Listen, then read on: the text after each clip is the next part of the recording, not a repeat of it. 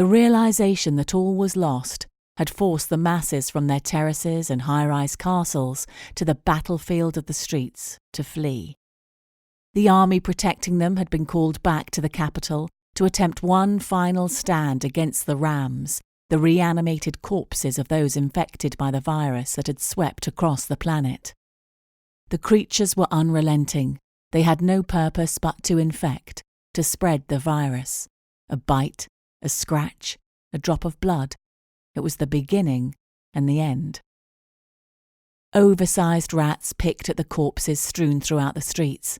They ignored the active rams for the time being, but once their food supply had dwindled, their newfound fearlessness and ferocity would lead them to destroy the decaying flesh from those that moved as well. This was the new city. Monuments to capitalism and progress lay in ruins, while the embodiments of hell roamed the streets. This was no longer a place to live. It was only a place to die. Man was not the alpha species anymore. "They're gone.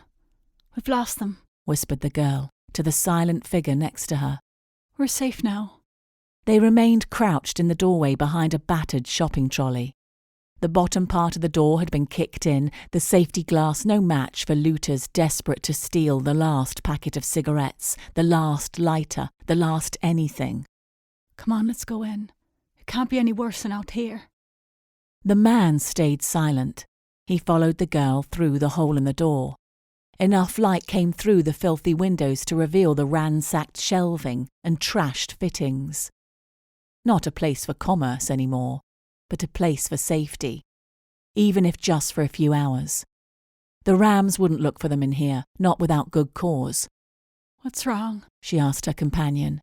"I really don't feel well," he croaked. "I think it was that rat. As soon as it bit me, I started to get pins and needles in my hand." He lifted his arm into the dirty light to show her the swelling around the teeth marks. She looked away in revulsion. "We need antibiotics," she said. "It's going septic." "I can't go out there again. Not today. I'm tired. I need rest."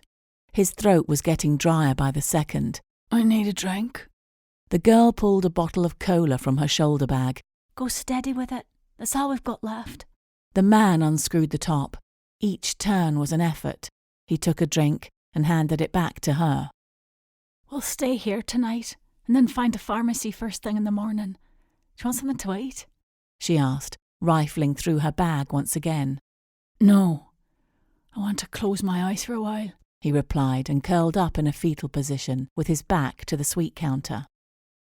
The girl took out a bag of dried fruit and pushed a couple of handfuls into her mouth, pausing in mid-chew as another group of rams rushed by the shop front. She was 15, but savvy. She would get antibiotics for her companion tomorrow, and then they would get out of the city. She knew little about him other than he had lost everything too, and that he could drive. That was the main reason to stick with him.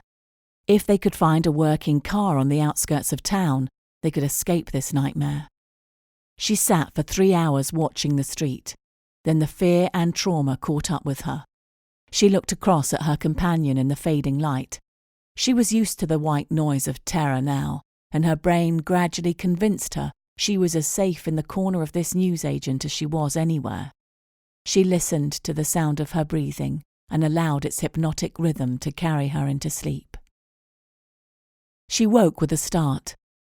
The moonlight illuminated enough of the small shop to reveal out-of-place shadows.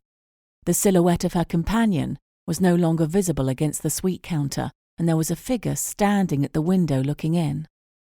A shiver ran down her spine, then another, as she realized it wasn't on the outside looking in. It was on the inside, looking directly at her. As had become second nature, she thrust her hands into her pockets and withdrew a knife and a torch. In the same instant, a familiar growl gurgled from the throat of the creature. It lurched towards her as if being woken from a nightmare and was on her before she could strike. A flash of light from the torch revealed the contorted mask that used to be the face of her companion. She sank the knife blade into the ram's stomach just as its teeth ripped the flesh of her neck, and she felt the emptiness of defeat. She felt the shame of being beaten. She felt the fear of what was to come. She felt. Then she didn't feel any more.